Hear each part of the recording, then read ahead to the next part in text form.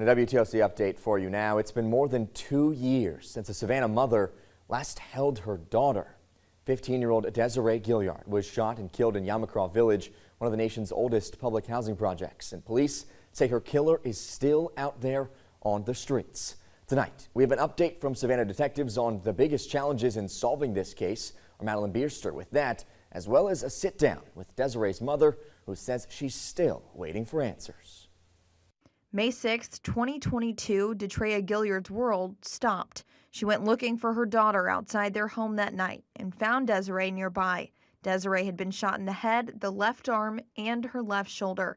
At that point, she was still alive, fighting for her life. Nobody told me anything. Nobody came to our apartment, even if they didn't know me personally. She was just out there bleeding to death. Desiree died that day at the hospital. Her autopsy reveals she was shot by a 9mm handgun. The coroner ruling her death a homicide. From what I was told, a fight took place, and adults of the children that were involved were coaching them not to say anything. The days that passed have now turned to years, still with no answer of who murdered the high school freshman or why. It's been the same thing. We're in the same place. Her case is open. They're investigating, but still there's no leads and no persons of interest. Savannah police say the investigation started right away, but hasn't gone far. I take a lot of pride in my cases, and the fact that I haven't been able to give the family that closure and that justice is incredibly disappointing. The issue facing officers, no one's talking.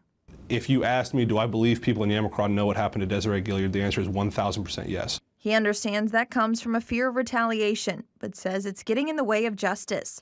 Desiree, meanwhile, put up a memorial at the spot where her baby was killed. She says seeing photos of her little girl and keeping her memory alive is what keeps her going, even with no answers from police. We can't make an arrest without evidence. We can't have an evidence without a witness. And so whatever capacity that person is, whether they've heard it secondhand or they saw it or whatever the case is, those people are what help us solve the case. That was our Madeline Bierster reporting. Desiree's mom has since started a gun violence advocacy group in hopes of helping and sharing with other parents who have lost loved ones to gun violence. We'll put information for those meetings over on our website if anyone's interested in attending. Also, if anyone knows anything at all about Desiree's case or even has heard something that might help this investigation, Savannah police are urging you to give them a call. Help give justice to Desiree.